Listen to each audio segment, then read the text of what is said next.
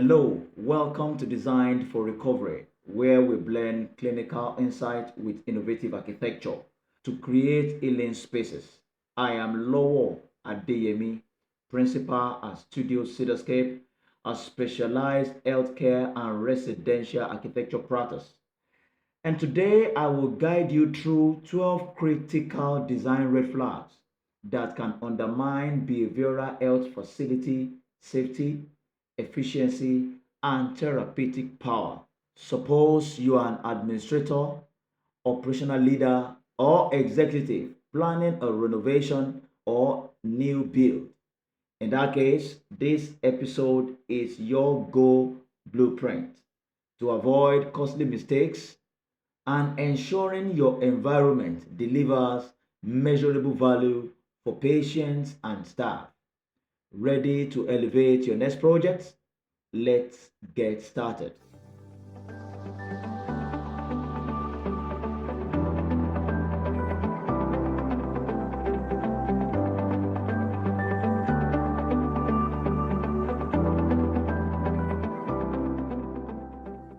All right, now, first up is patient safety. As architects, we eliminate hazards before they become liabilities. So today, part of our discussion will be number one, ligature and sharp edge risk. Too often, standard fixtures are installed without considering putting into consideration the behavioral health. It is not all kind of furniture that fits in for behavioral health spaces. One of the considerations, as mentioned earlier, should be anti-ligature fixtures, which does not pose a potential risk to the patient within the behavioral health facility. At Studio Cityscape, what we do is we specify anti-ligature door hardware and concealed plumbing to eliminate every potential self-harm point. Number two, let's consider unsafe furniture and fixtures. Heavy chairs or decorative elements with hidden edges can be misused or weaponized. Don't forget, we are designing for people who are not mentally stable. Some of them have very high acuity level when it comes to behavioral disorder. For example, patients suffering from schizophrenia can be so prone to self harm, and so the kind of furniture we provide within their facility must be a kind of furniture that cannot be weaponized or used against themselves. So, what are the solutions?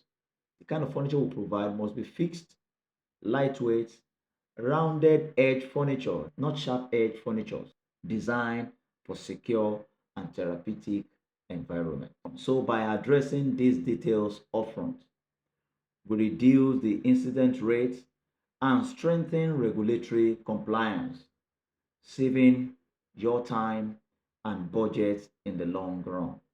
So number three will be poor sight line. Blind spots compromise safety and staff response.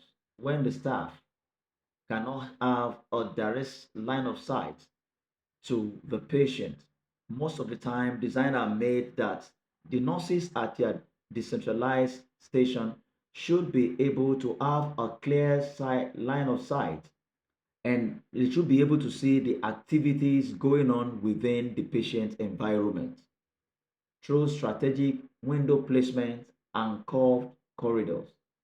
We create layouts that keep activity area visible without sacrificing patient dignity. Even though we are handing over to each patient, most especially within the private spaces, control over the environment, there should still be a supervisory role performed by the staff, especially nurses. This is aided by making it possible for the staff to have a clear line of sight to where the patient are positioned. Number four, a lack of dedicated quiet rooms can escalate crisis. most especially within the behavioral health facility. There is a need to integrate cozy, supervised de-escalation spaces with soft finishes, supporting both therapeutic goal and code requirements. So, number five is about finishes. Ash, eye gloss, surface feel punitive. So, there's a need for the application of natural materials and warm pellets that reinforce our home-like atmosphere while meeting durability standard. The choice of finishes within the behavioral health spaces is very important. And on number six today is the issue of noise and vibration. Like I said earlier, it's quite important to prioritize zoning when it comes to behavioral health spaces. The resident spaces, especially the inpatient spaces, should be the most private spaces within the behavioral health spaces. Private, I mean, it should be farther away from the noise zone. Reception area can still be zoned where a bit of noise is generated, but the kind of noise generated here should also be regulated. That is why most of the time the vehicular area should be far away from the facility when it comes to designing behavioral health facility. Most often, vehicular noise is the highest generator of noise within healthcare spaces. That means the activity that happens before the front end. So, still on noise and reverberation, loud always can escalate stress. So, one of the solutions that we can adapt to reduce noise in our hallways. Before I go ahead on this, some hallways are designed to have very high volume, and in a way they can have much of reverberation due to the high volume. So one of the things we can do is by applying acoustic panels both on the walls and at the ceiling. Also sound absorbing floors that create serene soundscape. We must be careful the kind of floor material that are being used. There are some soft floor materials that are very good and can be applied in our spaces to reduce the incidence of noise. The application of all this will aid high performance, raise the aesthetic value of behavioral space, and make it flawless under daily clinical use.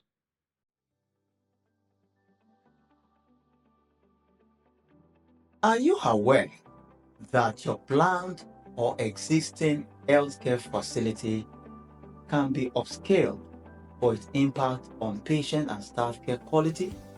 This can lead to increased income and profitability while achieving the best possible outcome.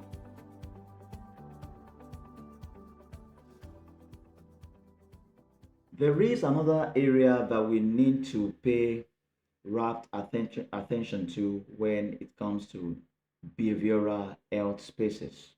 How flexible are our spaces, our behavioral spaces? One of the episode in time past, I've discussed use of adaptive approach in healthcare facility design. So, in behavioral health spaces, we need to pay attention to functional flexibility. That is flexibility in programming. And this ensures spaces adapt as need evolve. In last episode, I discussed about how planning emergency spaces within healthcare facility can be approached, thereby transforming the use of those spaces. When there is peak period, they can be used as treatment spaces, and when there is low peak period, the spaces can be diversified into another use. Same also within behavioral health spaces. When planning behavioral spaces, there's a need for evolution. Number seven, Fixed sitting, especially within behavioral health spaces, limits therapy options. The use of modular rooms with movable partition and multi-use furniture makes our behavioral health spaces flexible. The space can host art therapy and in another time can be used for family counseling. When we make our spaces flexible enough, their use can be diversified. So, number eight on the 12 red flags that we need to take caution and we need to pay attention to is the issue of outdoor spaces. Most behavioral facilities lack this functional area, and the truth is, it is very important. Research has shown that exposure to greenery is therapeutic, not only for behavioral spaces, but in all healthcare spaces. Nature has proven therapeutic features. There's a need for us to incorporate courtyards and green breakout zone where patients can sit out in their leisure time, even therapeutic session within the patient group. And this improve patient outcome and also staff morale.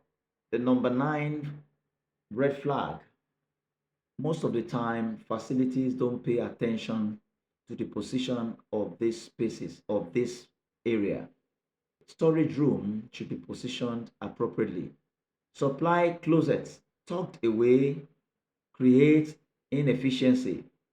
One of the challenges is that when you have a supply closet tucked away, it makes it difficult, most especially for staff to locate, number one. Then the issue of cleaning these spaces can also be difficult. When you are planning your health behavioral facility, your storage area should be centrally positioned. That means it should be planned in a central position whereby every other zone can access this area. Secure storage should be planned adjacent treatment rooms. In terms of zoning, you can have a centralized storage. For example, you have four zones for treatment areas. You can have large storage for each treatment zones, and this will streamline workflow and maintain safety. These efficiencies translate directly to cost savings and higher satisfaction score for your team. So, as we wrap up, let me rush through the last three red flags that we should take note of as administrators and executive within the healthcare behavioral health facility. We should avoid placing our signage in a corner where it cannot be viewed or accessed. For example, patient wandering into restricted areas can jeopardize security. So the use of signage is important and intuitive layouts can guide foot traffic effortlessly. Number 11 red flag that we should pay attention to is the issue of uncontrolled accessibility. This is very important within the behavioral health system. Some of those patients are under 24-hour supervision. So exits and access doors are of paramount importance, and this should be electronically monitored. Doors and exits without electronic monitoring pose elopement risk. The use of staff monitored access controls that maintain both safety and a welcoming ambience.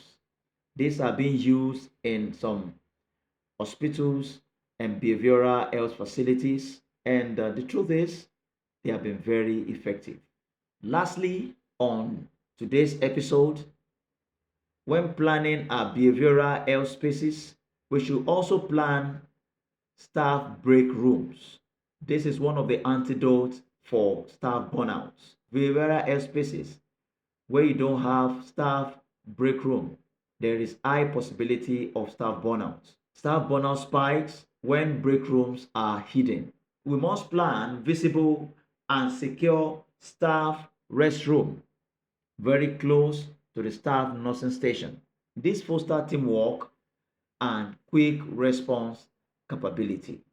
So these are the 12 design red flags to avoid in behavioral health facility, and I hope this will help you in your behavioral health spaces. As a healthcare architect, I have seen firsthand how addressing this issue early transform patient care and deliver a strong return on investment. Are you planning to start your own facility, or you're looking at integrating some of these highlights into your already existing facility? You can surely contact us. I'll put that at the show notes so you can easily access us and consult us on your already built or about to plan facility. I'll be willing to hear from you, and you can be sure of our response anytime. Thank you for tuning in today to Design for Recovery.